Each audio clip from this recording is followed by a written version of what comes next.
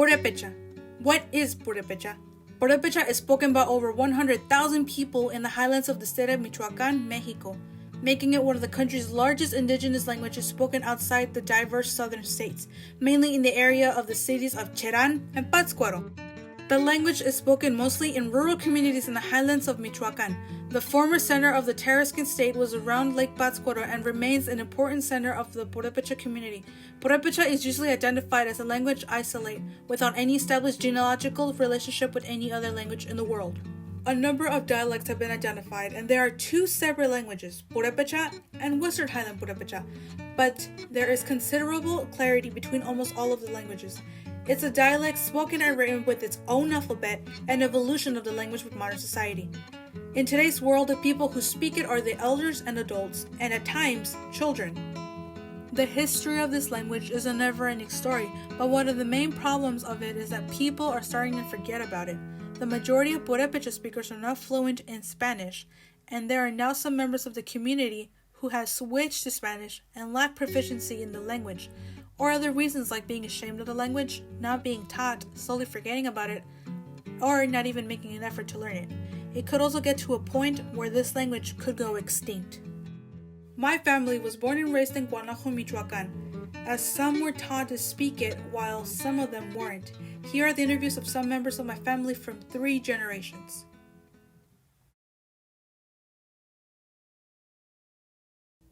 ¿Cómo te llamas? Elia. ¿De dónde viene? Guanajuato, pues. ¿Cuál es su primer idioma? Chano. ¿Cómo lo aprendió? Chitnan, chano, buendasunte. ¿Cuánto lo usa? Chano, pues, guandaste. ¿Sabe leerlo y escribirlo? No, ve. Si tuviera la oportunidad de aprenderlo, ¿lo tomaría? Jo. ¿Se lo enseñó a sus hijos? Jo. ¿Era difícil enseñárselos? Jo. Eso más. ¿Por qué? Por inglés, guandaste. Que tú dices que no sabe, voy a me ganchando por inglés. ¿Cómo te llamas? Pedro. ¿De dónde vienes? Guanajuato.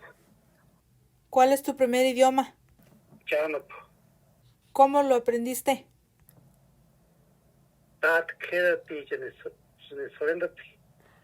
¿Qué tanto lo usas?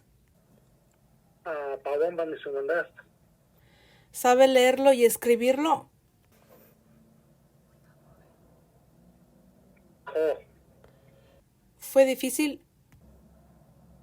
No. ¿Enseñaste a tus hijos?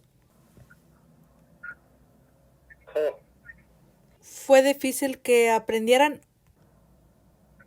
No, ve. ¿Me pudiera dar un ejemplo de algo lo que usa diariamente? Guatas. Y chuskut. Kawas. ¿Cómo te llamas? Laura. ¿De dónde vienes? Guanajuato. ¿Cuál es tu primer idioma? Chanupo. ¿Cómo lo aprendiste? Chitmam. ¿Qué tanto lo usas? Namshan.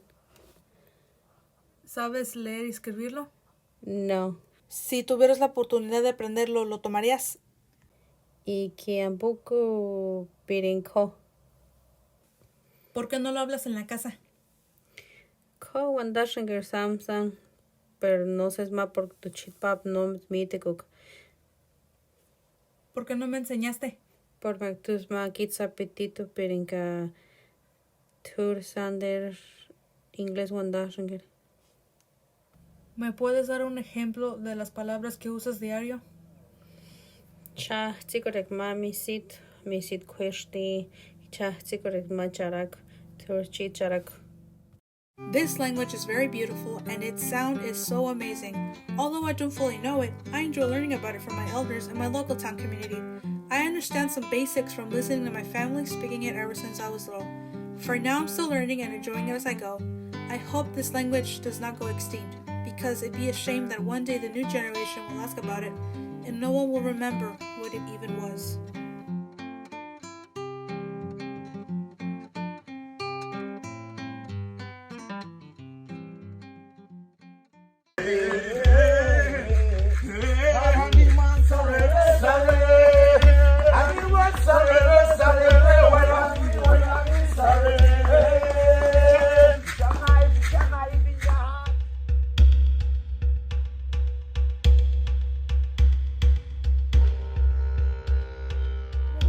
Word is Gai, which means grandma. My favorite word in Maryland is Vijay. It means swimming.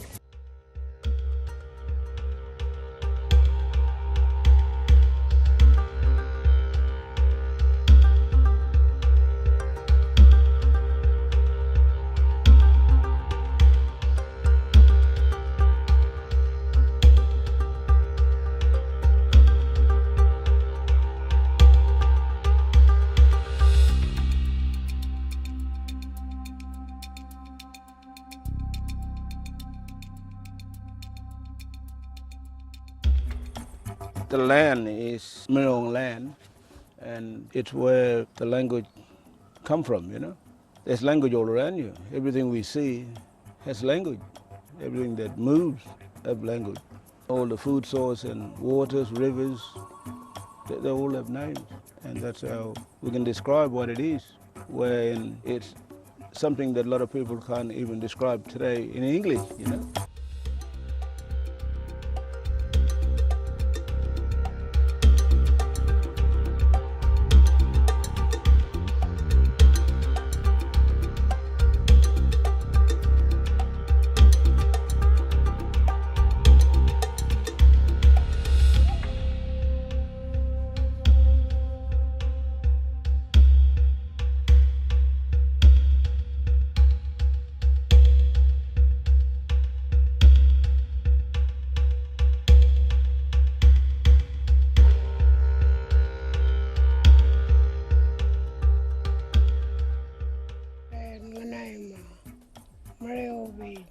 Yawarong, Ro, Yeramandan, Walanga, Yovaria. Koronop Tower. Rogarabot.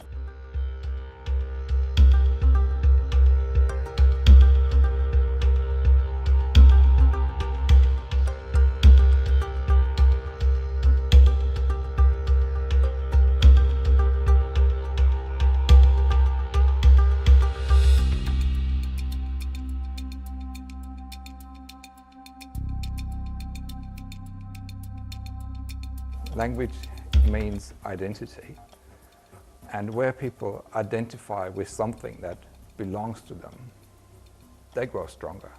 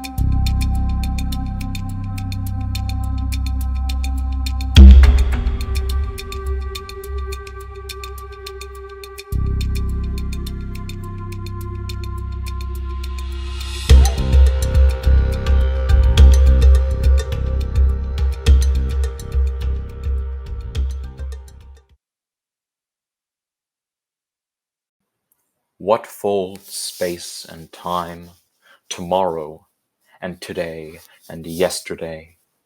Chicano Park presents a non-linear, non-circular history of Chicano history, the present history. Little drops of California rain, particles of ashes scattering to the wind. Men are gods and gods are snakes ready to bite. Reinterpretation of misinterpretation of the homeland, home language, home. History used to be spelled in threes, Cisqueros, Rivera, y Orozco. Now it is spelled in community, communal dignity, frescoes on chapels. But what if the conquest was not the conquest?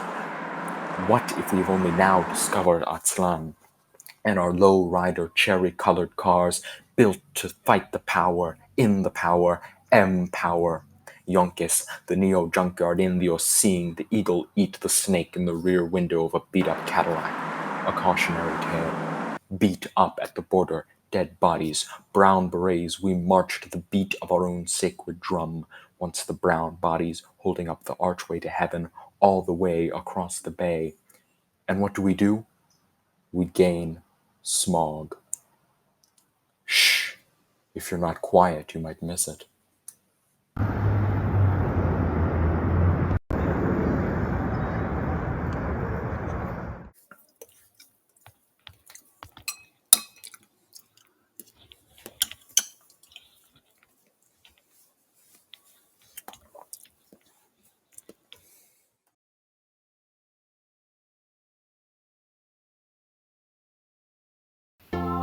Hey guys, I'm Alex, and I got the Smash Bros tournament coming up, and I'm really nervous. I just want to impress everybody.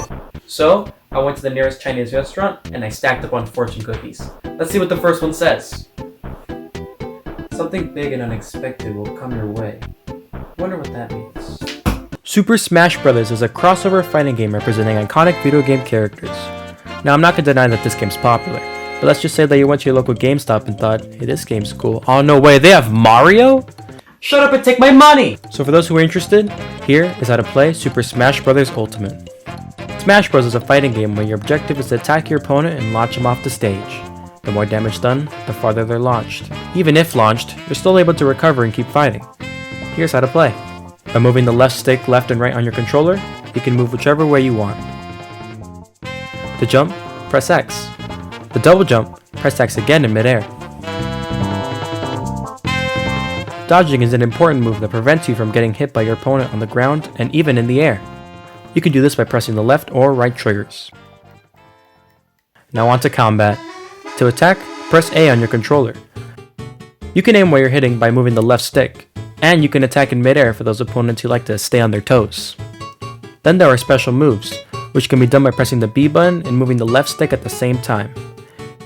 Each fighter has their own special moves, and for Mario, B on its own throws a fireball, side B casts a cape that can reflect projectiles and spin opponents, up B throws a super jump punch, and down B is a host that sprays opponents away. Every fighter is different, so find one that you enjoy using. If your opponent is about to hit you, press the left or right triggers to shield, preventing you from taking damage. It can't last forever though, it will eventually deplete, so watch out. Another important move is grabbing. This can be done by pressing the left or right bumpers. This move is crucial, because when an opponent is grabbed, you're able to throw them in any way you want, get a few hits in, and even disrupt an enemy shield. A pretty good move. Finally, there are smash attacks, which are moves that are typically used to finish opponents off. There are two different ways of doing this. One of them is to move the right stick in which way you want to hit. The other is to press the A button and moving the left stick simultaneously. It's all preference. It can be turned off in the settings. So that's how you play Smash Bros. I really enjoyed this game because it's fun, challenging, and invites a lot of other people to play. I just hope you love it just as much as I do. Now I actually have a couple of friends to play with. They just don't need to know that I own this game, and we're all good. Is that Call of Duty Modern Warfare on the Wii? Oh no.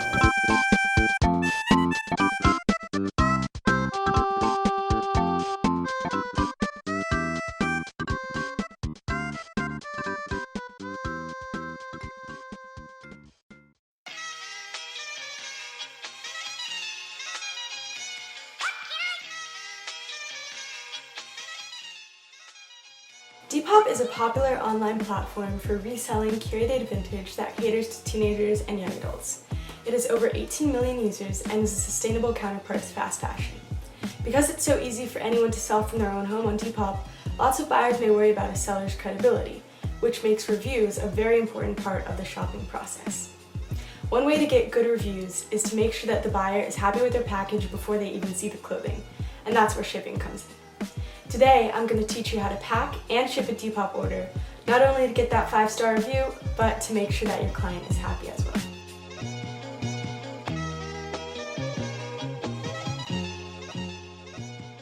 Once you've sold an item, take it from your inventory and check it one last time. Lint roll the item and check for any loose strings that you can cut off. Then get your label. I ship with Depop, meaning the shipping label appears under the Receipts tab in the app once I have made a sale. Then I print and cut this label out. Next, I get the clothing ready. I like to wrap the clothing with tissue paper just in case the exterior mailer gets damaged from weather or just from going across the country. I try to recycle tissue paper as often as I can from other packages just to be a little more environmentally friendly. Then I seal that with a sticker. Finally, to really secure the oh so important review, I like to add in a handmade thank you note and maybe even a scrunchie. Next, put your clothing in the mailer. Seal it with some packing tape and add on the label. I walk to the post office with my packages, and once I'm there, I drop them in the bin. You can put a package of any weight inside the blue bins so long as it fits through the slot, and I prefer not to go into the post office because there are often long lines, especially with COVID-19. After dropping my packages in the bin, I vigorously use hand sanitizer and begin walking home, where I send the customer a short message telling them their package has been shipped and providing them with the tracking number. After that, you're all done, and you can rest easy knowing that you have a successful sale behind you.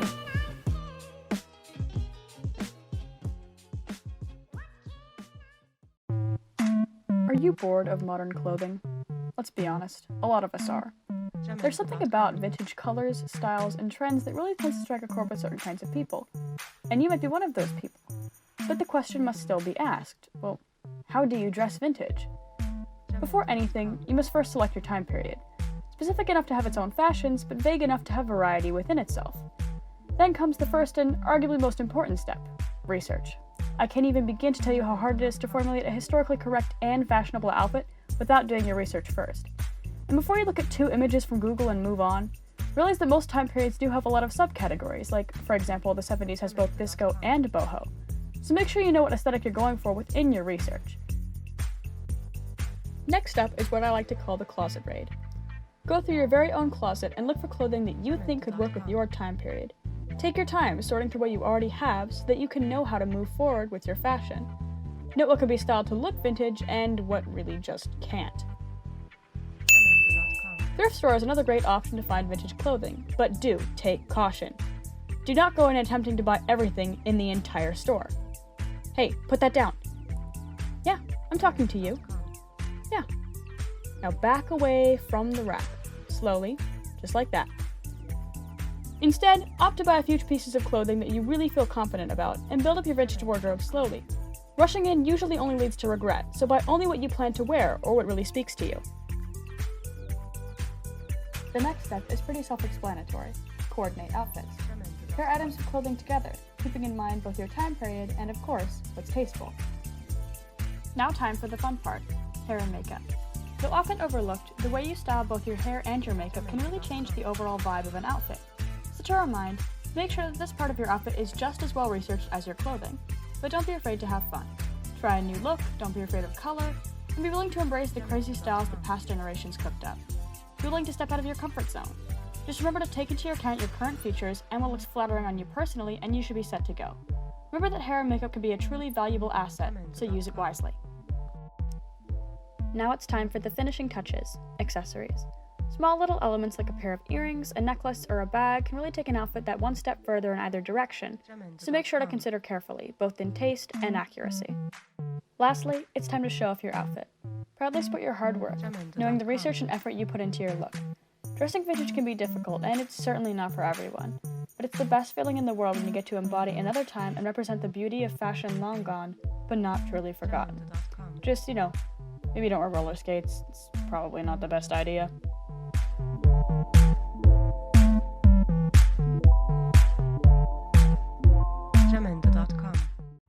Hello, so this video is about how to make paper.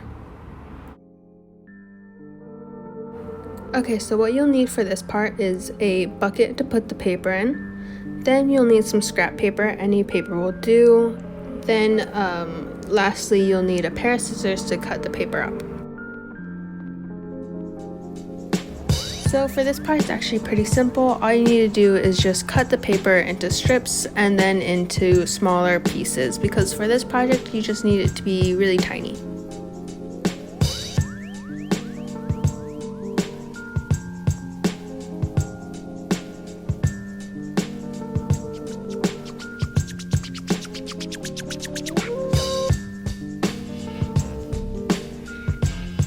When you're all done, this is what the paper should look like.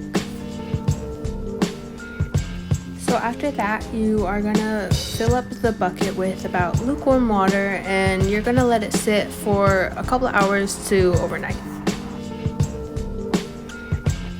So for this part, you're gonna need the bucket that you are letting the paper soak in, and you're gonna use a blender, or what I used is a makeshift blender. You basically just have a bottle. It can be a water bottle. I personally just used a sauce bottle. But you just put the papers in, and you have rocks at the bottom, and you just shake it up and it will create the pulp. So basically just keep doing that until you have used all the paper that you cut up.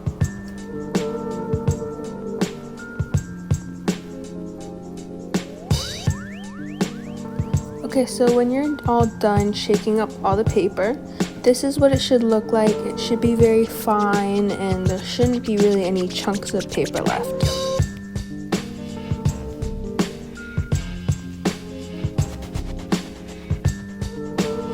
Okay, so for this part, you're going to need the pulp, a water bucket, a sponge, and the mold for the paper. And for optional, you can have food coloring and dried up flowers. So how to do this part is taking the pulp and just putting it in the water, and then you're just going to move it around until the particles are smaller. Then you're going to get the mold and sift it around in the water, and you will get this. Then you're going to want to put an absorbent sheet. I used bed sheet, but I also used a towel, and I thought the towel was the best. Then you're going to use a sponge, any sponge will do, and you will blot the paper until just the majority of the water is gone. So when you're all done, you can just let the paper sit out in the sun for about a day or two. You can also cut the sides just to give it a cleaner look, but this is the final product. And thank you so much for watching my tutorial. Goodbye!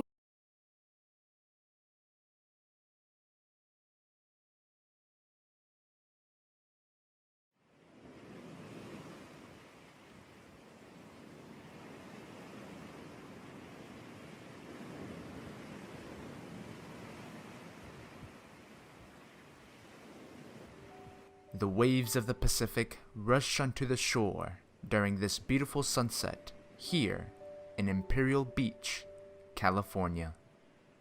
It is a peaceful place, contrary to the noise made by the COVID-19 pandemic. Because of this pandemic, many US citizens across the country have been discussing about their internet situations, when bars will once again be open, or when they will finally reunite with their friends. However, a couple miles south from here lies the US-Mexico border, where people face a much different struggle than the ordinary US citizen. During this COVID-19 pandemic, the US-Mexico border has carried tens of thousands of people in detention centers, jails, and prisons that are used for non-citizens. Countless numbers of immigration court hearings have been suspended due to the pandemic, along with hundreds of children without parents and millions of immigrant families left out of legislative relief. Yet this is only a glimpse of what immigrants around the world are facing. Immigrant workers have had a heavy impact on many places across the globe, with 1 in 5 workers in Northern America and most of Europe being migrant workers, as well as countries around the world such as France, Spain, the United States, Italy, and more, depending on foreign-born workers. However, immigrants have been found as much more susceptible to acquiring the coronavirus, due to immigrants being required to physically go into work, as well as living conditions and already having bad health that makes them likelier to get the COVID-19 disease. And because of COVID-19, many countries have put restrictions on travel and closing borders, preventing many seasonal workers and international students from going into these countries and doing their work. By July of 2020, there were 3 million stranded migrants, along with 1.2 million of these migrants being stranded in North Africa and the Middle East. Many migrant workers are losing their jobs, not to mention thousands of migrants migrating to other countries have also lost their lives because of mobility restrictions and lockdowns. With the closing of schools all across the world, many students have had to go to online distance learning. Children of many immigrant families find themselves at a disadvantage, with immigrant parents tending to have fewer ways to help their child with their education than a native parent. With more and more people now taking the COVID-19 vaccines, one can only hope that it could only get better from here on out, especially for immigrants trying to make a better life for themselves and their families.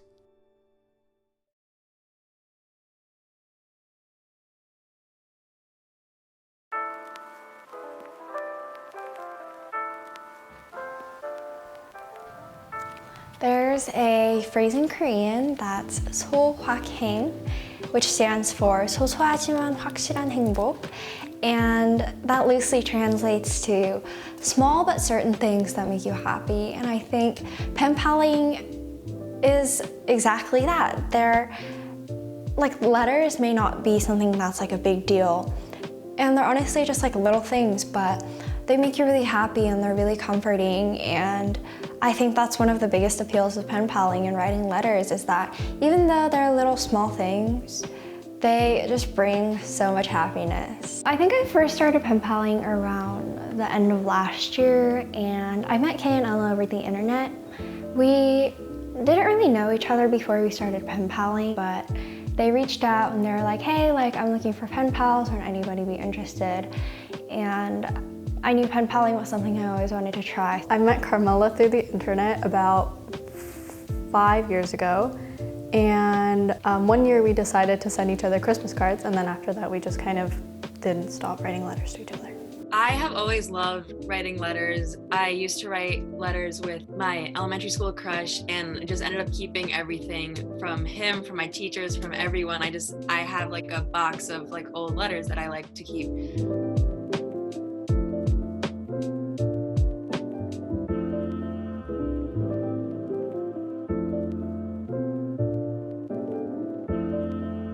Since I didn't really know Kay and Ella before we started pen paling, our letters were the way that we primarily got to know each other. And I think part of this was really refreshing, because I feel like now a lot of the time when you talk to your friends or you meet new people, it starts online and it like continues online, so it's basically a digital process. But having that paper and that letter that comes to you, you know, for us that's like maybe once every 2 weeks or 3 weeks, depending on how long the letters take. But having that organic experience and that tangible memory in front of you to get to know somebody else, I think was really special. Carmela, she like says that she doesn't have good handwriting, but she actually has like pretty good handwriting. I learned that she has really good handwriting. My handwriting is a different story. I like to think that we have known each other for a long time and we keep up with each other's lives regularly anyway, but I also feel like we share experiences, especially like if we're talking about like spirituality or boys are the main two topics we've been like talking about. A lot of what I've expressed about boys, I send through letters. And so I feel like we've learned a lot about each other's love lives through letters. It's kind of like her thoughts on paper and then she just like hands them to me. So in a way, it's kind of like a tangible part of her that she's sharing with me, which is, there's not really a good substitute for having physical memories with your friends, but I guess in a way it is a small physical memory. So I was talking to Ella about it, and I think she put it really well. She says, when you create something, you always give a part of yourself in your creation. And that's why a lot of people are afraid to try it out in the first place. I believe they know deep down that when they do start pen paling, they will be exposing a part of themselves to the world, and that can be a very scary thing. But the beauty about pen paling is that you are uniquely you, and each letter that you pour yourself in reaches another soul. Your light travels to any part of the world and falls on the eyes of those who are willing to get to know you. They don't have any preconceptions of you, so you're free to present yourself the way you want without judgment. If you want to send the same message to, say, 3 people, you have to write that same message 3 times. And you kind of go through the motions of it, and I guess it makes it that much more unique and personal that you can't really replicate through anything else. I asked Kay the same questions, and she replied by saying, I think the appeal of pen paling is making friends from far away. Every time I receive a letter and write back, it's like catching up with a friend from a long time ago. And because of the wait between receiving and sending letters, there's always so much to catch up on. I also like the comfort of being able to talk freely rather than face-to-face talks where sometimes I may feel judged and limited. Pen paling is a lost art. Nobody really does it anymore. I wish people would take it more seriously or realize that there's so much emotion behind it and like how good it feels when you receive a letter or when you send a letter. It makes like everything you write about so much more amplified. It's so cute and pure, and I wish more people did it because it's just like a happy thing. Ella said, I pen pal because there's nothing more fulfilling than learning about another person's story. No matter how different our backgrounds may be, wherever in the world we may be, we are able to connect like this. What I've learned is that our experiences are not global, and only through learning about others do we realize that and learn to empathize. The world is not the kindest place, but it's not as sinister either, and if we give ourselves the chance to learn from others, we'll realize that it may not be so bad after all.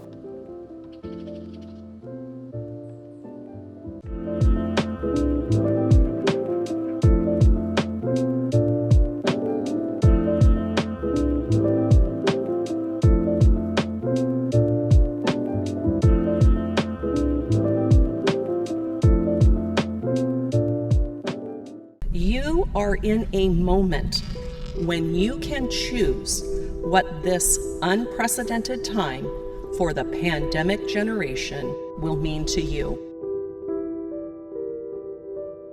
It's just been a really hard year for everyone, and so I think we easily forget that students and families are still going through struggles. As counselors, we work in 3 domains: the academic domain, the college and career domain, and the social emotional domain. We spend a lot of time really at both ends of high school, right? Helping those incoming 9th graders get acclimated to high school and understand what it's all about, earning credits and all that kind of fun stuff. And then students on their way out as well. We spend a lot of time helping them figure out what's next in life. I became a counselor to really support youth. My passion is really around supporting the mental health of our students, and definitely those students that are more at risk or have challenges both at school and at home are really what I'm passionate about doing. School districts across the county will close on Monday to help prevent the spread of coronavirus. This is a critical new phase for California. It's totaling up to 30 school districts that will be closing, and that includes charter and private schools. And today, students were asked to pack up their backpacks, their school supplies, and books to head home. It was a little shocking. None of us have ever been through a pandemic before and didn't quite know the scale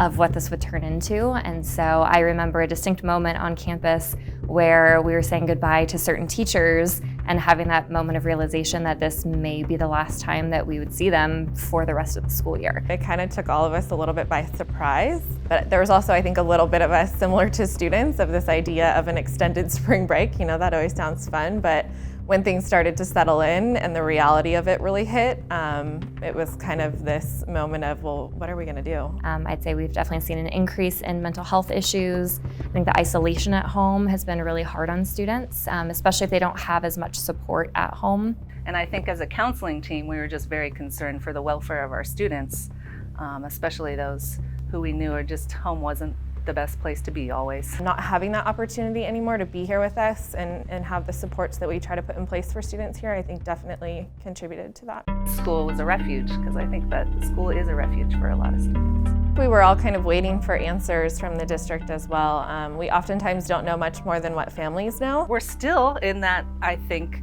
crisis mode, right, where we really don't know, can't project to the future. We're hearing about things one day at a time. We were anticipating we would stay at least the same level, if not more in person, so we do have that in the back of our minds as we plan for the future. I think for our students, in a regular school year, they're managing 6 classes, sometimes 7. The quarter system has broken that up for students and had them focus on less at a time, and I think that was crucial in a time where they were doing the majority of the work on their own. So the idea was to allow students to focus on less in hopes that they would be more successful. I think our heart still hurts for our distance learners, you know, like it's hard not to worry about them. And that's, I think, one of the things as counselors that we struggle with is trying to get to all of those students in the distance learning environment. I think there have been some elements of distance learning that have created new avenues for us to connect with students. I would say how to connect with us as counselors hopefully will become easier. I know we've had numerous one-on-one Zooms with students.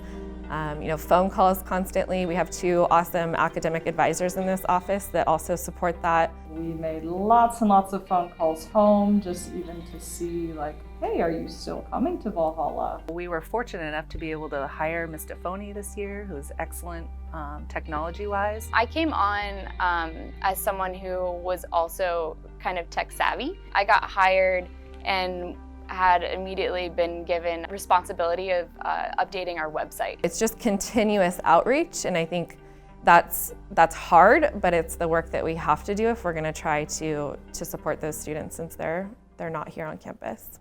There's so many stories, but especially as a new school counselor, they tell me like, I'm not going to forget this, and you've really changed my life.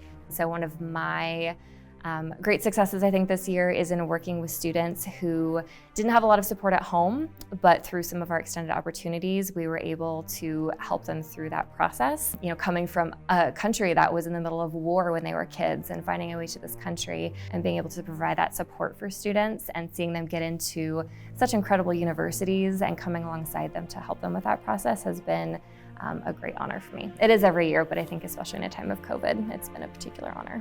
There's students doing really well. Like there's students learning new things about themselves. So I guess those conversations have been awesome, finding new talents like sewing or cooking. Some of my more recent success stories is with the seniors, just getting the calls or the emails or the visits in. Like I got into Long Beach, like I got into NYU. I mean, that's huge. I've had a number of students that I can speak about their success throughout this year, but I think one that really stands out to me is a young lady who had to really step away from her academics to support her family. And so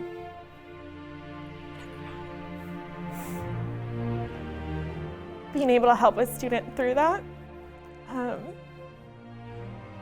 it just impacts me as a counselor. Just kind of confirms that like I'm doing the right thing, because throughout this process, throughout this year, I feel like we've always been second guessing ourselves and trying to determine if we're doing the right things.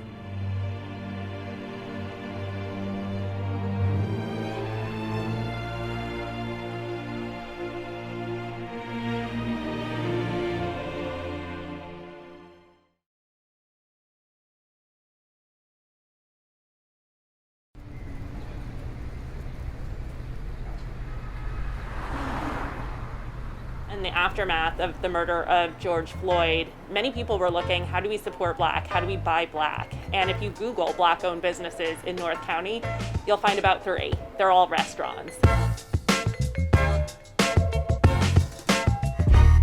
In San Diego, we only have 0.8% of a Black population that lives here, and so we wanted to look into what could we do to make Encinitas a more inviting place and a more accessible place for Black communities that want to come and make a home here. The Black Collective has offered the space to Black vendors, artists, creatives throughout the community to be able to showcase their product. We have about 25 vendors now in the shop.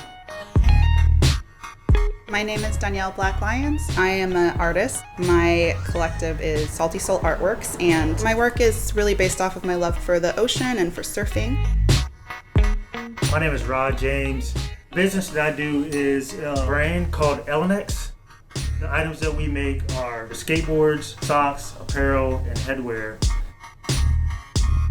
One of the challenges I've seen is just not everybody wants Black surfer artwork, so I've had to kind of whitewash some of my paintings down.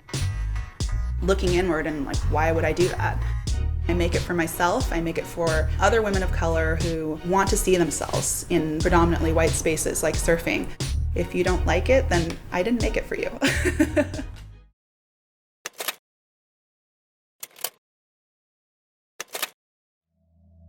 The Black Lives Matter movement started because of a lot of social injustice. Just time to let voices be heard from people of color. If you see, like in the Black community, what we're going through, you know, George Floyd, modern day times right now, died while everybody was just sitting there just watching. This is not the first time, it's just the first time that it really got caught on video.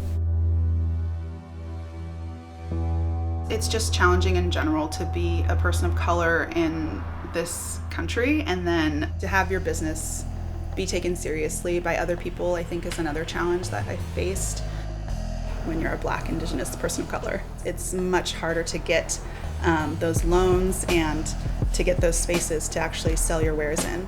It's so important to support those businesses. So I think a lot of people assume that if we're saying Black Lives Matter, that other lives do not matter, and that's not the case at all. Black Lives Matter does not mean that we are trying to be a dominant race. It does not mean that we are trying to cause division. We're fighting for Black people to be able to walk down the street without being harassed, to be able to drive their cars without fear of getting pulled over and shot. That's what Black Lives Matter is about. For those that think, you know, saying Black Lives Matter means that my life as a Latina woman doesn't matter isn't the case. It just means that we have to really put the focus on lifting our most oppressed communities so that all lives can truly matter.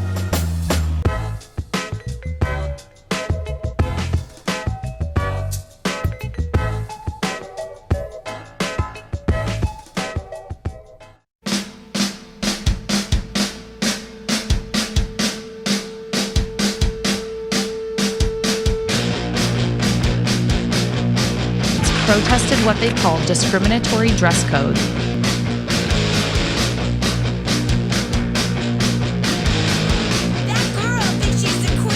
It was made for some dumb reason, probably made by some old man. It's on us to make the change and to speak up. Like, it's just like, it's like a power play.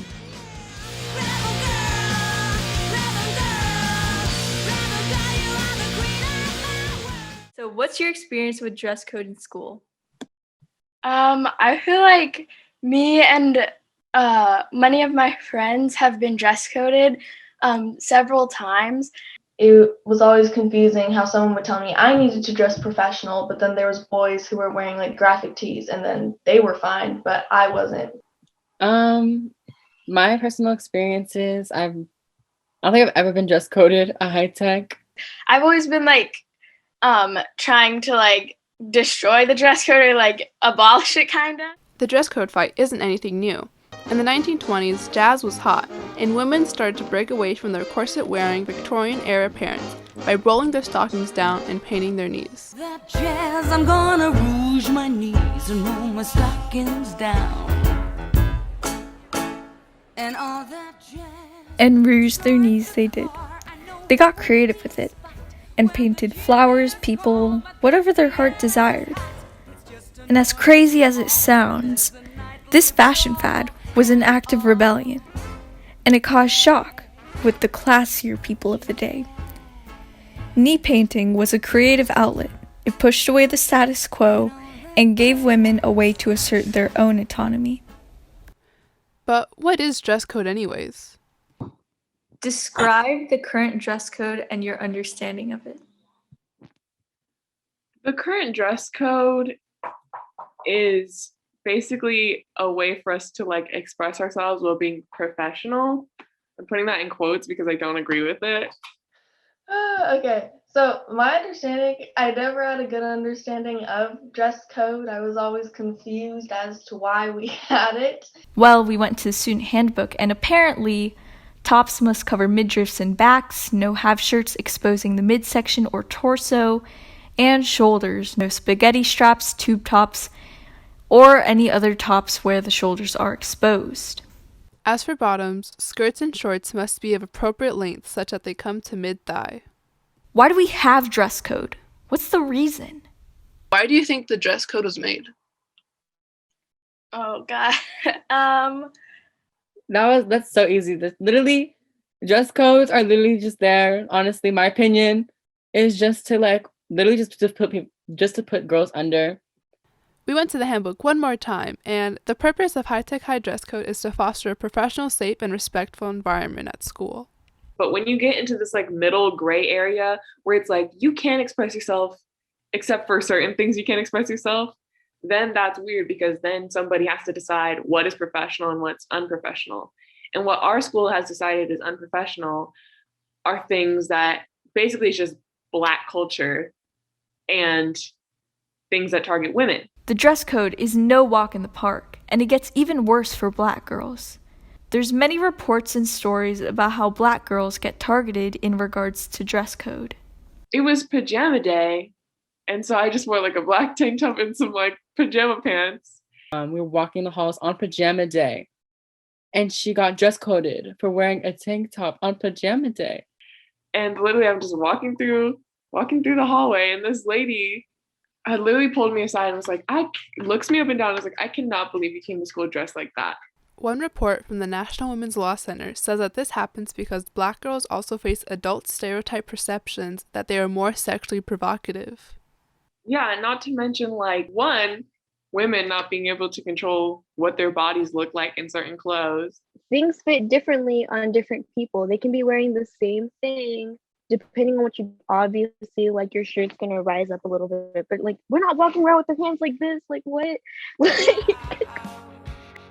There's so much we didn't cover, so please do your own research to learn about how it intersects with different systems and identities. And find solidarity in knowing that you're not alone, and most of us have gone through this. And cut! That's a wrap! Woo! Oh my god!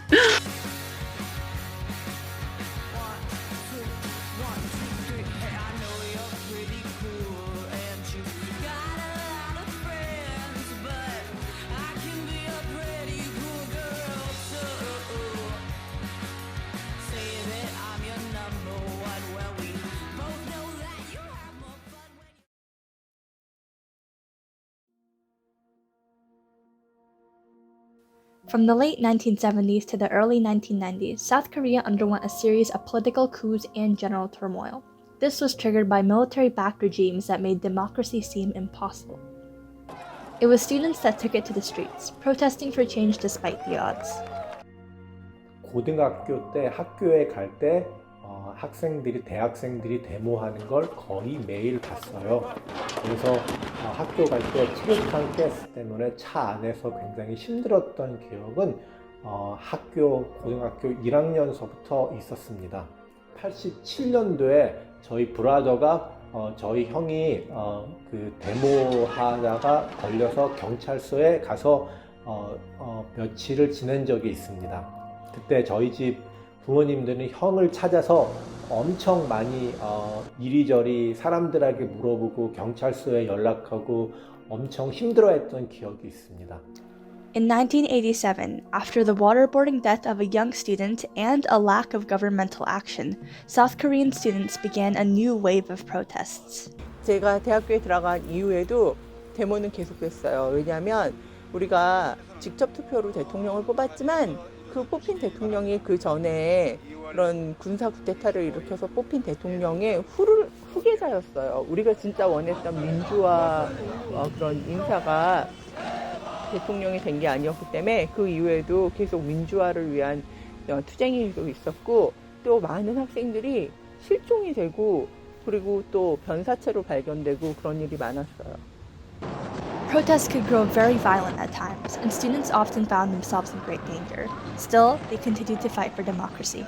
그때는 그 학교 앞, 학교 문 앞에서 데모를 하고 밖에 있는 군인이나 아니면 경찰들이 데모를 하지 못하게 막는 게 주 임무였습니다. 그럼 막고 있는 경찰들을 향해서 그때는 잘 몰랐지만 저희 때는 대학생들도 어느 정도 폭력을 사용했습니다. 길거리에 있는 보드블럭을 깨서 그거를 돌로 집어 던지기도 하고 아니면 병 안에 탈 수 있는 물질을 넣고 불을 질러서 그 병을 던지기도 했었습니다. 지금 생각하면 너무나 위험한 일이었는데 그때는 체류탄을 쏘고 몽둥이를 들고 달려들고 있는 경찰이나 그걸 또 피해서 도망가고 그 다음에 저희가 기회가 있을 때 저희 스스로도 폭력을 쓰는 게 당연하다고 하는 게 그런 것들이 굉장히 그냥 자연스럽게 느껴졌습니다. 같이 있는 사람이 그 병 안에 든 그런 그 불을 던질 수 있는 그런 걸 저한테 준 기억이 있습니다. 그래서 저는 그거를 갖고서 저희 팀하고 같이 언덕 위에 올라가서 그 언덕 위에서 경찰들을 향해서 던져야겠다라는 생각을 했던 기억이 있어요. 굉장히 억울하고 그러니까 너무 페어하지 않다는 그런 울분? 왜 정의는 실현되지 않는지 모든 게 합리적이지 않다라는 그런 화가 되게 많이 났었던 것 같아요. 화가 나고 그리고 슬프고 내가 아무것도 할 수 없구나. 내가 이걸 해봤자 소용이 없구나. Years later, South Korea has achieved a fair democracy, but the experiences with protests still contribute to shape the worldview of many. 당장에 변하지 않을 것 같지만 사실 그런 일들이 쌓이고 쌓여서 한국은 정말 많이 변했어요. 한국은 그런 정치적인 민주화도 이루었고 그런 성평등, 젠더 민주화도 이루었고 굉장히 많은 민주화를 그런 하나하나 프로테스트를 10년, 20년, 30년 하면서 사회를 바꿔나갔어요. 그걸 지금 느낄 수 있어요.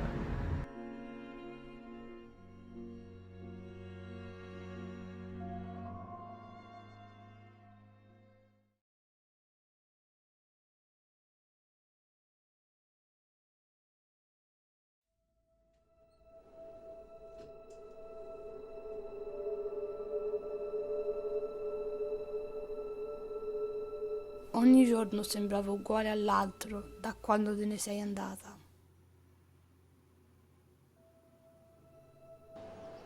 Ma a differenza di prima, gli uccelli alla luce del sole non mi svegliano più, ma le urla sì.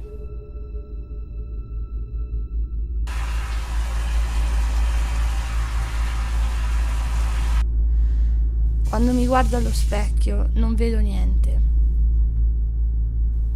Forse perché ho perso la mia anima in cerca della tua.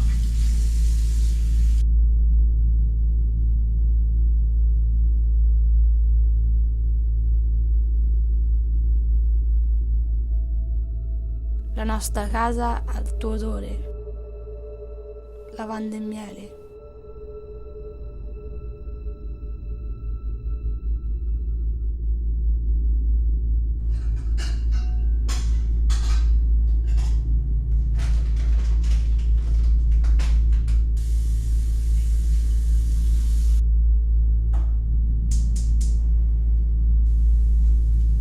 Ogni giorno cucino il tuo piatto preferito, ma tu neanche lo tocchi.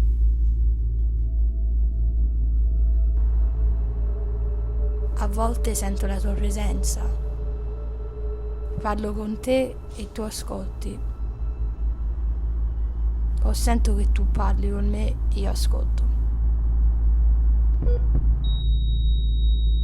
Soffro perché tu non sei più viva. A volte le persone meritano la vita altrove, non su questa terra.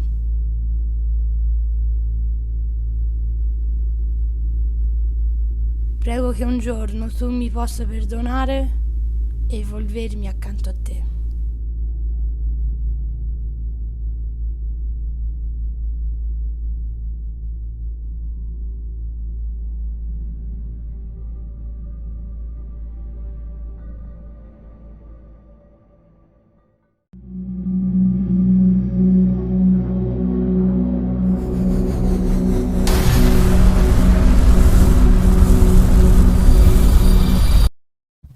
Oh, we're live? Good afternoon, America. My name is Skylar Zoidberg. I'm your host for this evening. So, let's get right into the weather. Tonight's weather is going to be in the mid-70s. And, hold on.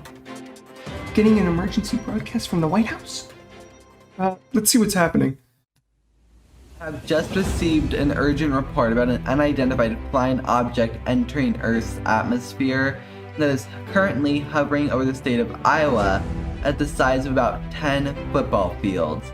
We have no information regarding what it is or where it has come from. All we know is that it is not hostile. For now, do not engage. I repeat,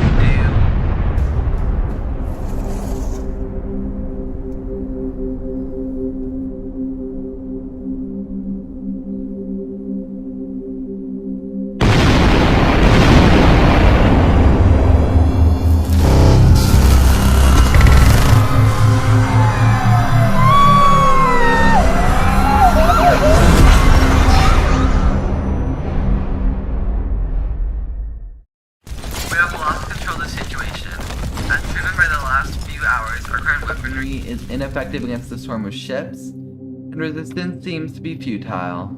I owe you all an apology, but it needs to be done. The nuclear warhead has already been launched, aiming straight for the mothership. I will not let these entities continue to endanger mankind.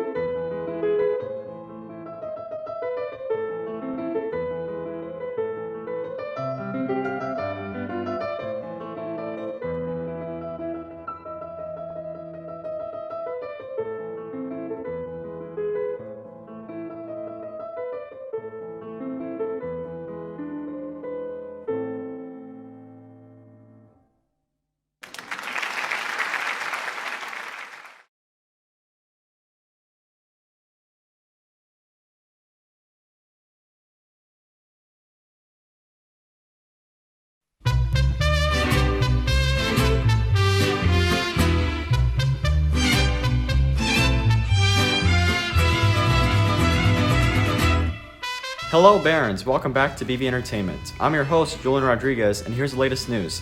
Cinco de Mayo is this week, and the perfect way to celebrate is to take a deep dive into San Diego's Mexican culture. And a perfect hotspot for this is Chicano Park. I was there over the weekend admiring and taking in its deep history. Chicano Park is 51 years old and has the largest concentration of murals in the world, with more than 80 paintings. Each mural is a collection of stories from Mexican and Mexican-American heroes, displaying history in its purest form. Along with their murals, there are fantastic sculptures and gardens. Throughout the year, it hosts many festivals including Chicano Park Day, held in April. Additionally, it's a paradise of emerging art with many galleries to visit. So make this Cinco de Mayo special by visiting the roots of San Diego's culture and spending a beautiful day under the Coronado Bridge. That's all the entertainment news for this week. I will see you next time, Barons. Hey, Patrick Henry, I'm Nye Padilla, and welcome to Patriot Entertainment, where we cover the latest news in media and entertainment like movies and television shows. So, without further ado, let's hop right into it. With COVID cases decreasing, blockbuster movies are resuming production that will hopefully make the 2021 and 2022 box office season successful. Movies like Spider-Man No Way Home, Matrix 4, Batman, Jurassic World Dominion, and Doctor Strange in the Multiverse of Madness all resume production and are filming right now. Let's hope these movies are worth the wait. With over a year's worth of delay, the sequel to John Krasinski's A Quiet Place is coming out sooner than expected with a release date of May 28th. Krasinski spoke about the delays earlier in the pandemic, stating that the movie is one people should see all together, and that he's going to wait to release the film so that we can all be together to see it. If you like suspense and horror, this is a movie you won't want to miss.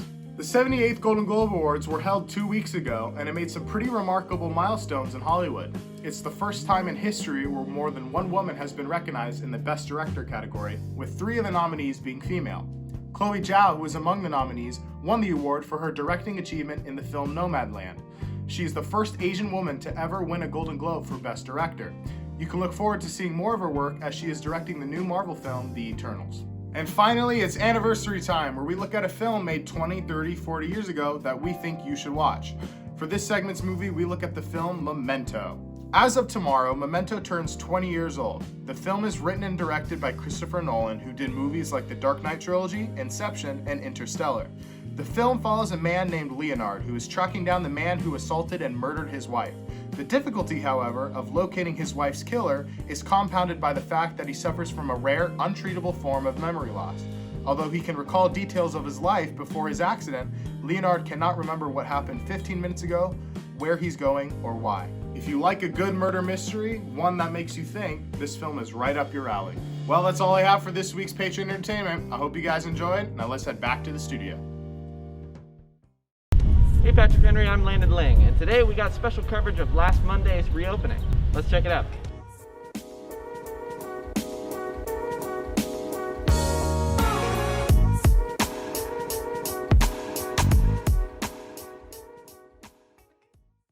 We wanted to make the experience as enjoyable as possible for the students that were here, that they wanted to be back, that they felt welcome. The ASB was out there, Link Crew was out there. It was exciting. It had that kind of first day of school feel again. So, following CDC protocols, the county health department protocols in terms of hand wash stations, hand sanitizer, making sure everybody's got a mask on, making sure desks are at least 5 feet apart. Our custodial staff was awesome in terms of putting stencils on the ground to try to keep flow of traffic. We're just trying to follow all the precautions and have everything safe for students, staff. Smooth first day, and it's been a smooth first week so far.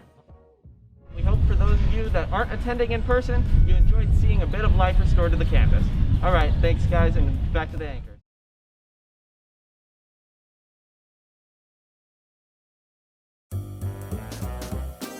Hey Julian, it's 11 o'clock. You should be in bed. Looks like you're gonna have to learn the hard way.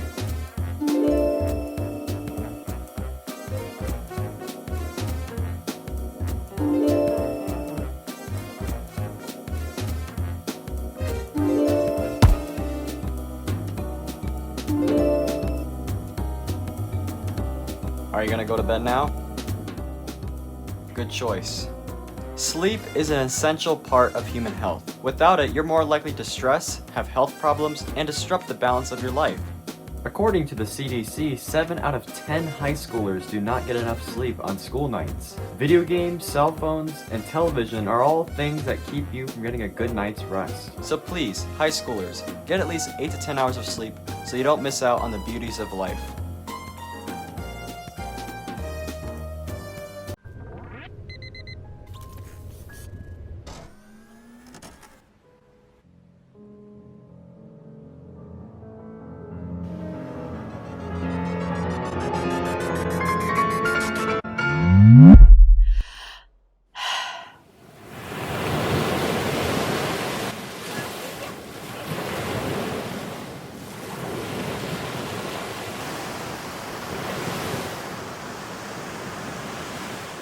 Smart design can keep us safe when we expect it the least. When everything goes wrong, we count on our technology to go right. That could have been a potentially life-threatening shock. Outlets like these save countless lives each year. If you slip a fork in an outlet, drop a toaster in a bathtub, or touch exposed electricity in any way, these GFCI outlets have your back. Whenever an outlet gives out more electricity than it gets back, that could be because the electricity is going into somewhere, or someone, it shouldn't. When that happens, it's called a ground fault. GFCI outlets will detect that and interrupt the current, saving you from a potentially nasty shock. Then, they must be manually reset. All outlets near a water source are required to have GFCI functionality, but they can't save you if they're broken. Test your GFCI outlets frequently by pressing the test button and then holding down the reset button.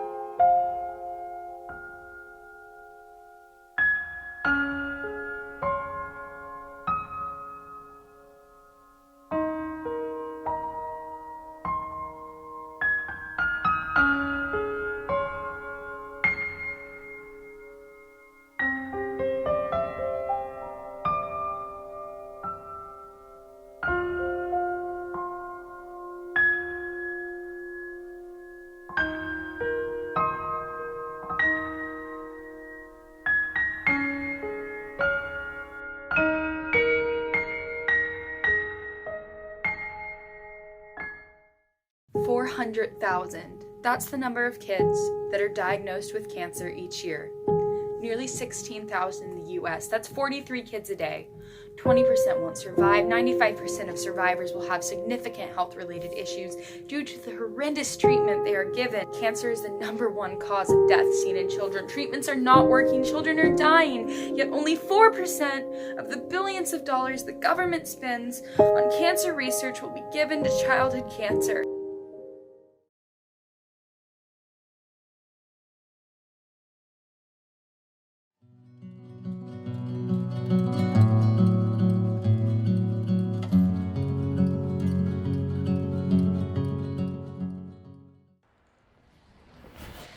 Wow, it is such an honor to be interviewing you today. I can't say enough how much of an inspiration you are. My niece is taking ballet lessons just because of you. She wants to be exactly like you when she grows up. I mean, you're the best ballet dancer out there. Sorry, I keep rambling. Shall we sit? Mm-hmm. I need to record this so I can quote you exactly. Do I have your consent? Yes, that's fine.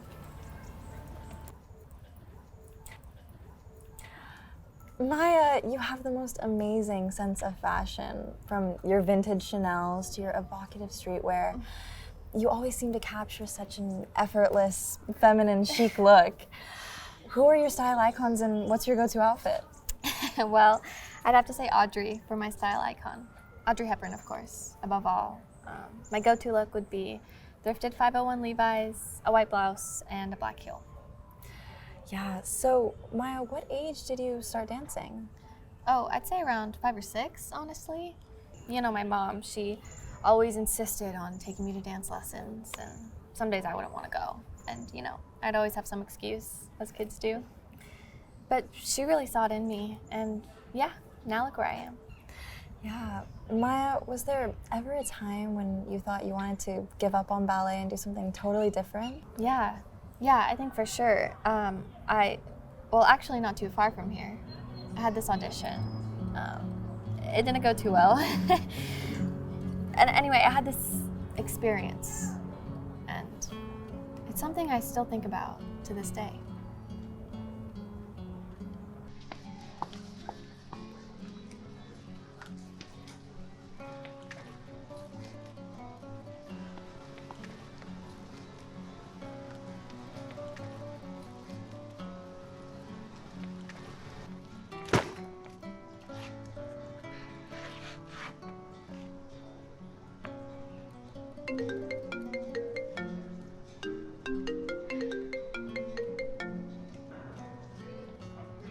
Hey, sweetie, how did your audition go? It was okay. Yeah, it was whatever. I don't know, it's just so stupid. Like, this whole thing just feels so pointless. ballet's not gonna get me a job. Art or whatever. It doesn't pay the bills. I just feel so lost. Well, honey, I mean, I gotta go.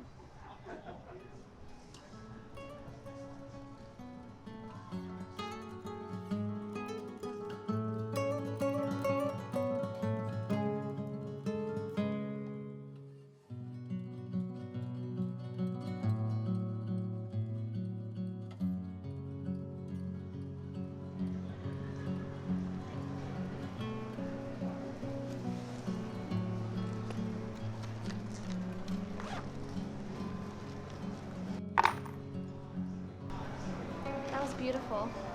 Thanks. Where did you learn how to play? From my father.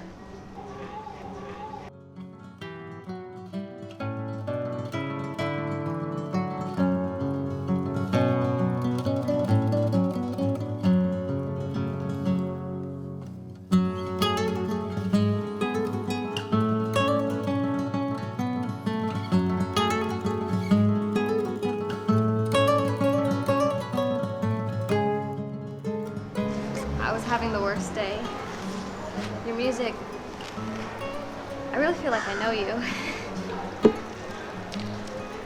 Your music, it's art. It's just so inspiring.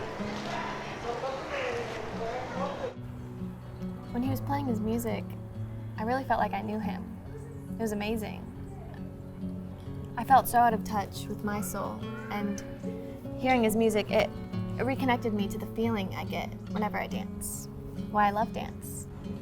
Wow, that's an amazing story. Did you ever go back to meet him and tell him what an inspiration he was? Oh, no, I didn't.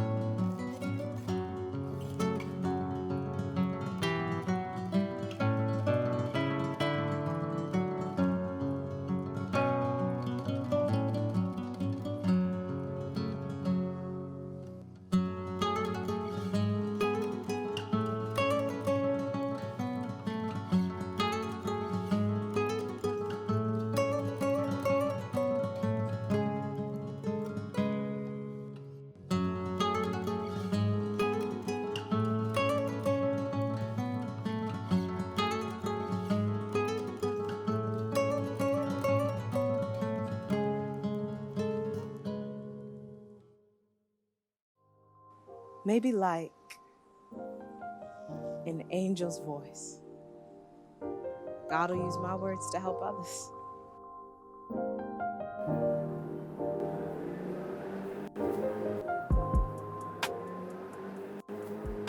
Excuse me. Do you have a second before you close?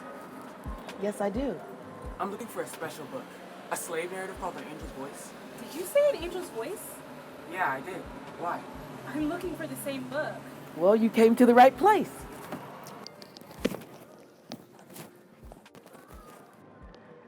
This is the only known copy of An Angel's Voice. Unfortunately, it's not for sale. Do you mind sharing with me why you desire this book? Oh, I'm related to the writer.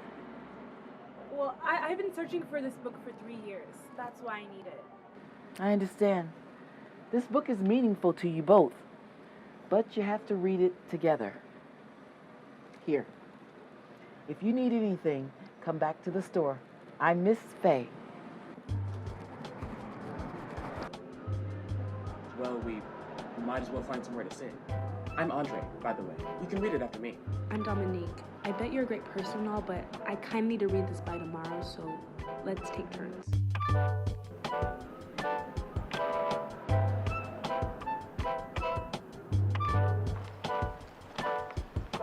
There's no words. No words? Can't be. Why would she give us a blank book? Let me see, you're probably missing something.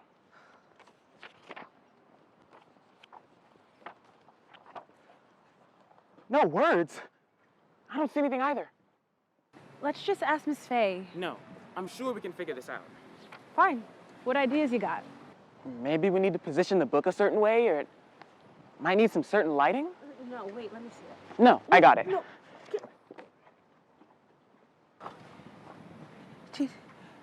Did you see that? Weird. Do you think it's magic or something? I don't know, but I think that's a clear sign that we need to read it. I agree. Can I ask you a question? Why is this book so important to you? That's kind of a personal question, don't you think?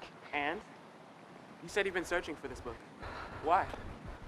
Well, I need this book for a special family occasion. That's why it's important.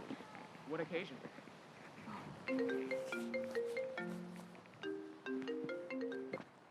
Hello? Hey, Dad. Yeah, I'll pick up Mom's birthday daisies. And can you tell the boys to set out their black suits? And don't forget your suit. Thank you. Love you.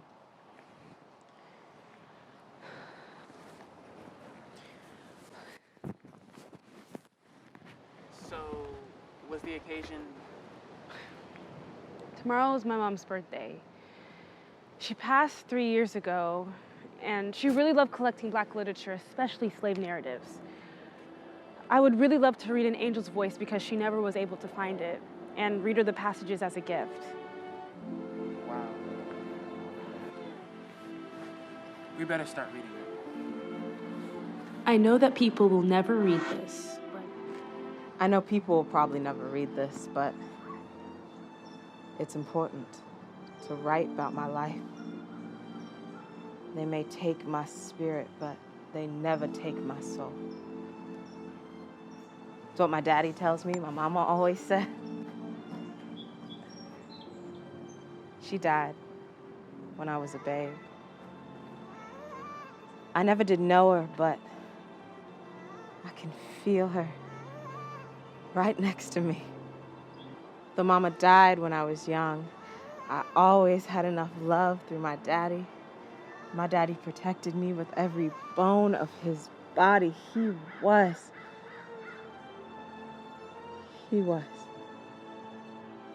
my true home. When I was 4, my daddy taught me my letters. He said the smartest thing a person can do is learn. So I did. And now, I can write about my life, my love for my daddy, and my peace through all the pain. Maybe like an angel's voice. God will use my words to help others.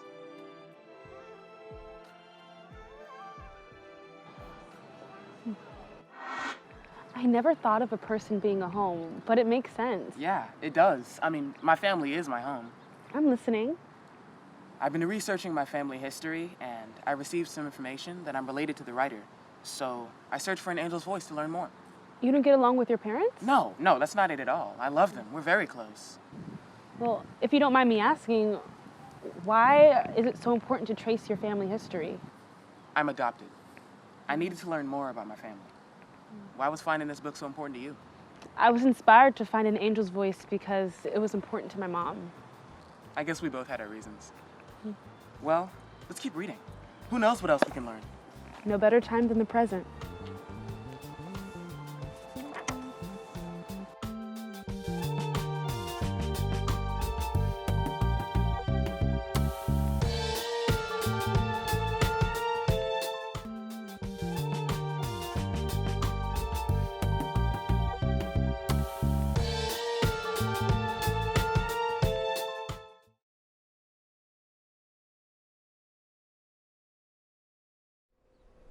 If you like that last track, this one is sure to get you going. But first, we're gearing up for another really hot day today. Temperatures look to be rising well above 100 degrees, so stay indoors, stay cool, and stay cool.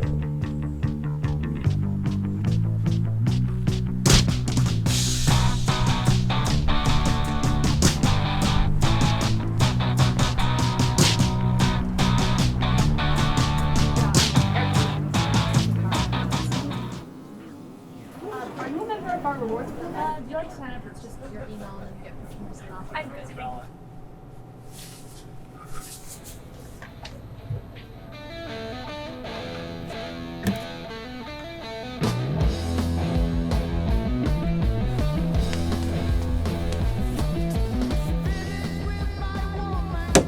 Don't move. Everything in the register now. Shit! Do you need some help? I'm getting kind of hot. I got places to be. Oh my god! What's so funny? Of course, the register is locked. Of course this would happen. This is like $6. Oh, I'm sorry. That's all we have. Oh, I'm really, really sorry that we didn't have more for you for your big day being here. You know what? We were not fully Stop it, stocked. calm Wait, down. is it- No, take it. Here, Calm is that down. good enough for you? Stop it. Because nothing's good enough for you. You know what? No. You're just like my boyfriend. I call him day after day, nothing, and then a text. I'm taking the dog to Michigan, and for what? Stop it, calm down. Don't tell me to calm down. I'm here day after day telling people what's gluten-free and what head of lettuce is the freshest, all for less than a minimum wage. I've been late on rent for months now, and my landlord is threatening eviction, and now I'm here sweating my ass off in the middle of a power outage. I'm sorry. Some asswipe now comes in, robbing me of whatever I have left. No, purchase something or get the fuck out of my store.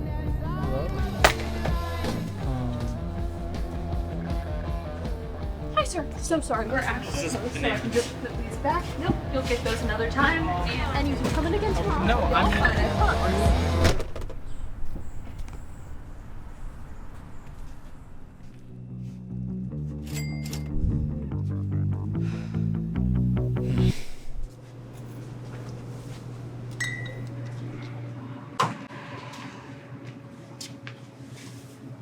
Still cold. Want one?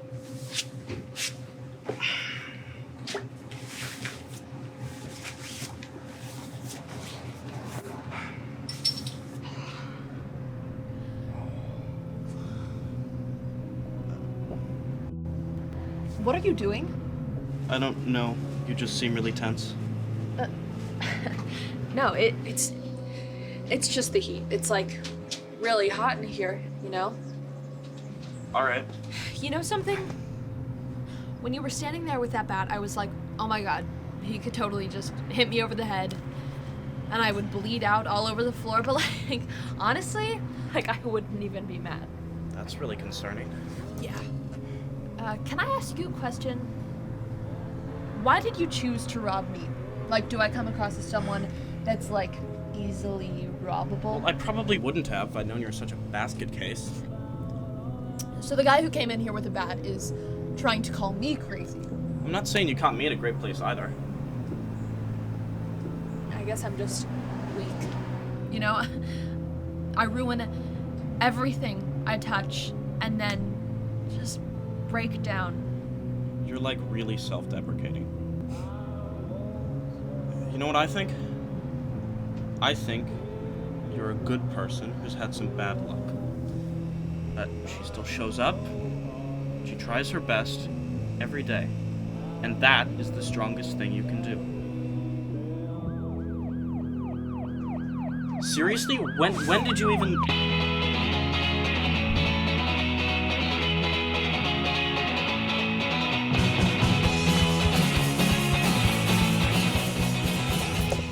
Sorry, it's store policy, you know, but I can tell them if you want the... No, it's okay. This is you showing up.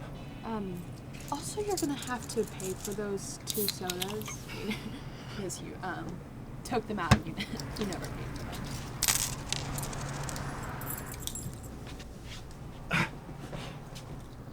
Thanks. Have a nice day.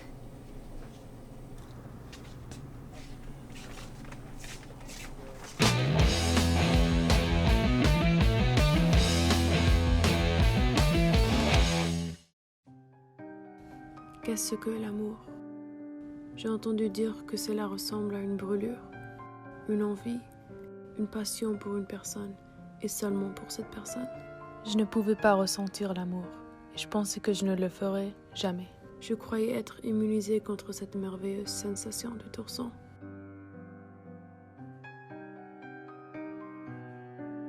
Jusqu'à ce que je t'ai rencontré.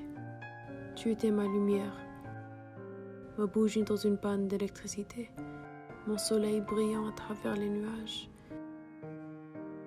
Mais tu vois, tu m'as laissé seule. Me défendre dans un monde plein d'amour et d'âne. Et maintenant que tu es parti, je me suis retrouvée à détester les gens, les émotions et les choses qui me rendaient heureux. Et surtout, je me déteste moi-même et que je suis devenue.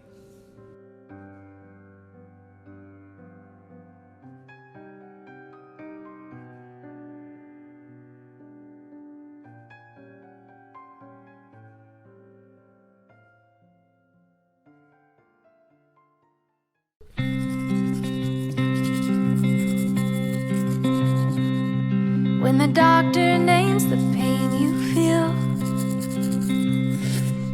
and the air around you changes, when you don't know what is coming next, you're afraid to turn the pages, when the answers don't give you relief and they only bring more questions,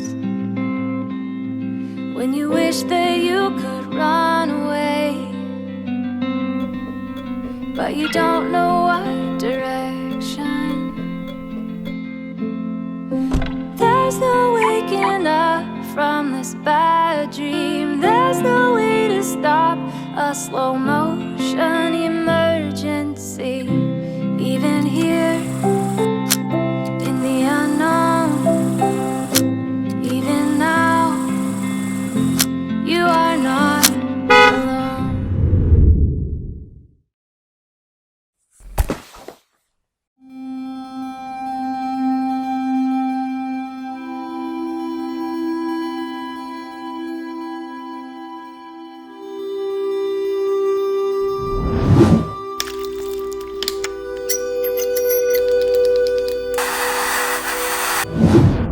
When the person lying next to you starts to feel more like a stranger, somehow holding all your pain inside has become like second nature. Is there a way to rewrite the story? Is there a way to stop a slow motion emergency, even here in the unknown? Even now, you are not alone. Even here in the unknown.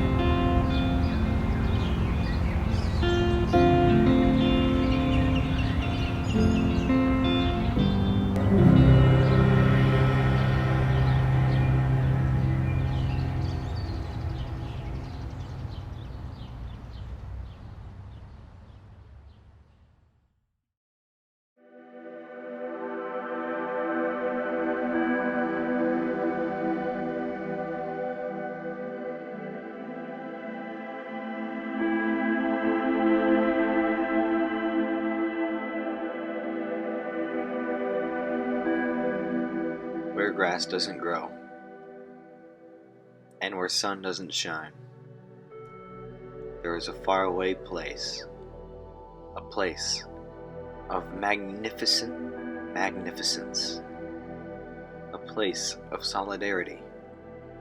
We call it celestial, but it has no real name. It has no name because it is not of our world, and it has never been.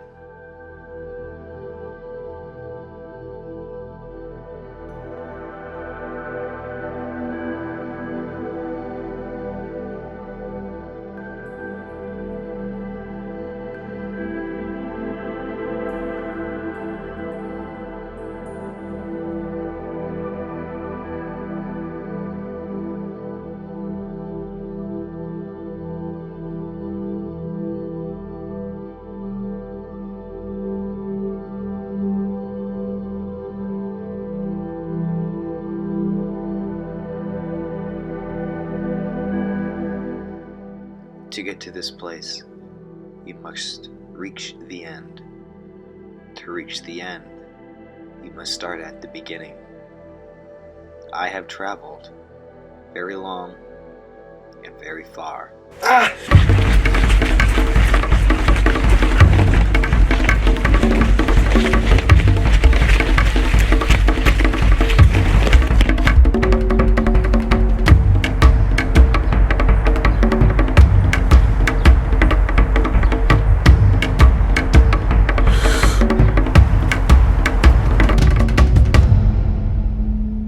To find this place, you must find yourself. To enter this place, you must enter yourself. Let me find this place I have heard of. Let me go to where I need to be. If I fail, then it will be my last failure. Let me prepare.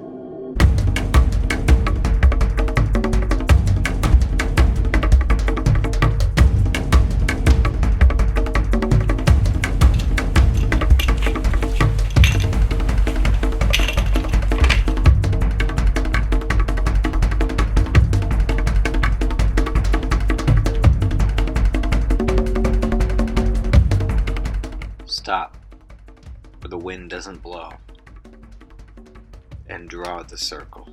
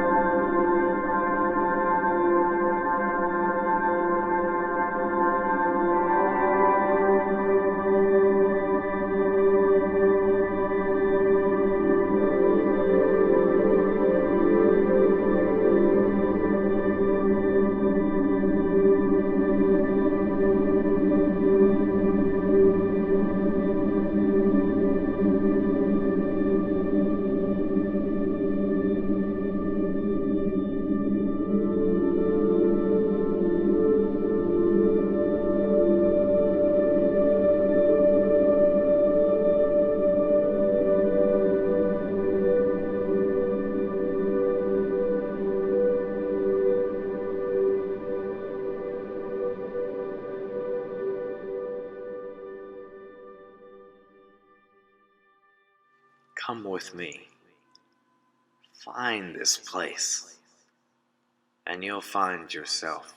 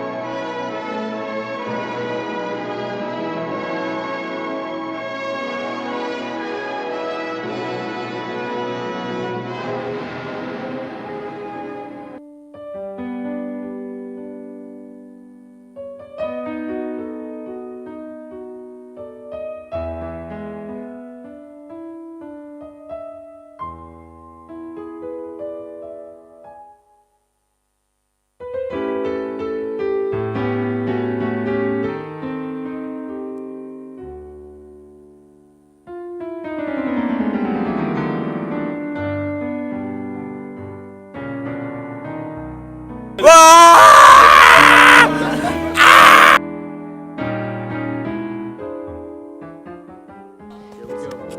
the Mutant League! The Mutant League! The Mutant League!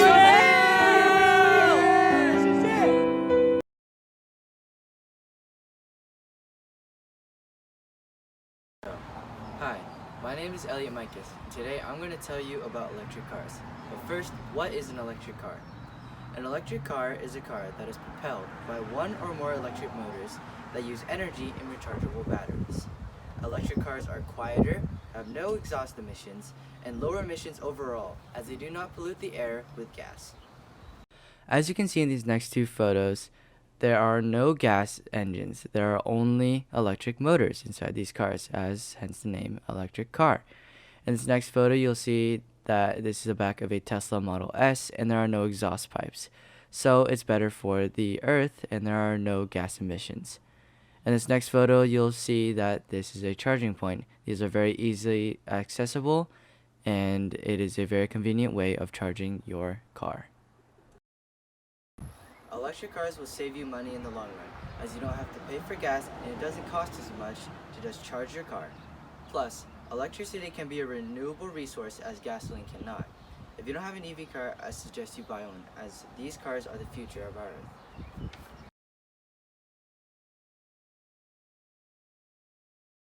This is a BMW i3, and while many car enthusiasts such as myself are afraid that the days of gas-guzzling, beastly machines are over, I'm here to tell you that the future is not so bad. Many of you may be wondering, does it perform as good as a car that runs on gasoline? Well, sometimes. Many electric vehicles have ludicrous 0 to 60 times, such as the Tesla Model S, which goes 0 to 60 in 2.5 seconds.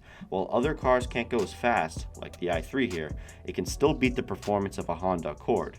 Well, until the cars reach 60 miles per hour, then the Honda leaves the i3 in the dust, with its top speed of 141 miles per hour.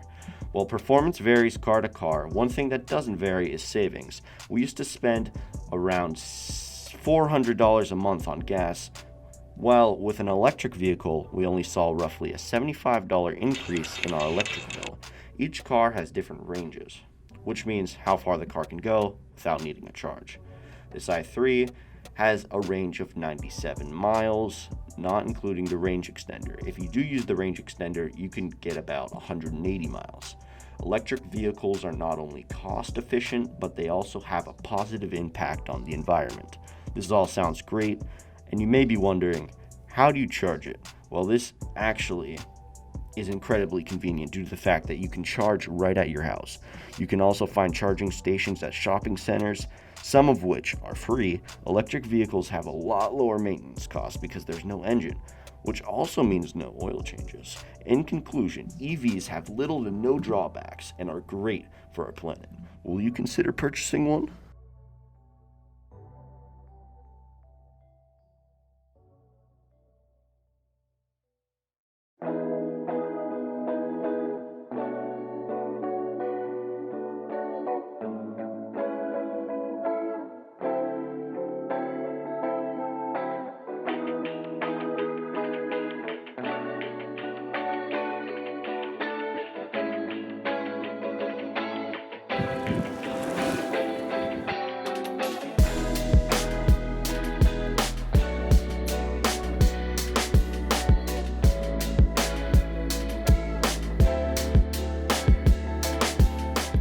Electric cars are the future of personal transport. They're quiet, environmental, and fast. EVs, or electric vehicles, will hopefully replace fossil fuel guzzling cars to create a greener, more renewable-based planet. One of the most reputable EV brands, Tesla, makes cars with unbelievable performance, without making a sound, too.